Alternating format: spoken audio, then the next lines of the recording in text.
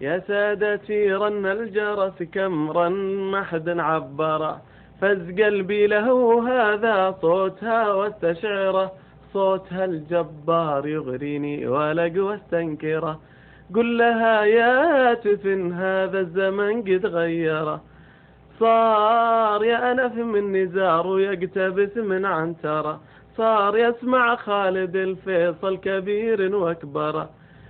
قل لها الناس صار قاسي مثل عود العرارة، قل لها الناس صار راسي كالقلاع المبحرة، صار ناسي ويتناسى لو يرى ما ذكره. كان له عود قديم ثم تاب وكسره، كان له شعر طويل ثم شاب وقصره، كان شيطانه قريب ثم ناب وسفره.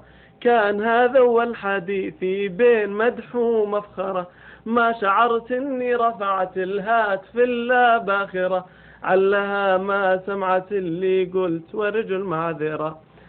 صرت تمتم والجمل لو طاح كل ينحرى، لو تراني قلت هذا في ثياب ممطرة، لو تراني قلت هذا في نزيع الغرغرة. اطلبوا لا رحمة المولى ونرجو المغفرة، علها ما سمعت اللي قلت وارجو المعذرة. قالت إلا اسمع كلامك بل سمعت الثرثرة، أنت في طبعك غرور من تملك دمره، كيف تنكرني وفي ملعبك لو تدري الكرة. من كلامك صرت قاسي مثل عود العرارة، من كلامك صرت راسي كالقلاع المبحرة.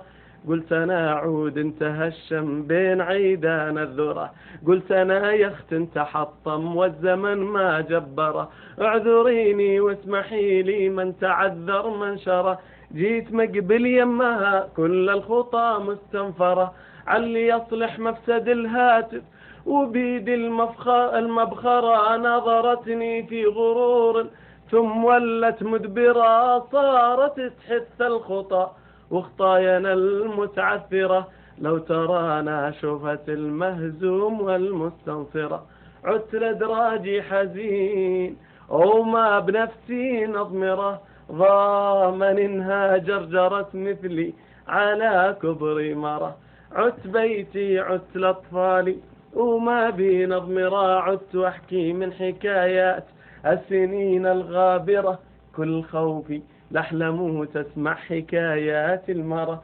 وانحصر هذا وقد يحصل هذه تذكرة، عندها تلقون علمي عند باب المقبرة، سادتي تلقون علمي عند باب المقبرة. الله يعطيك العافية. أنا ما أحفظها جيدا.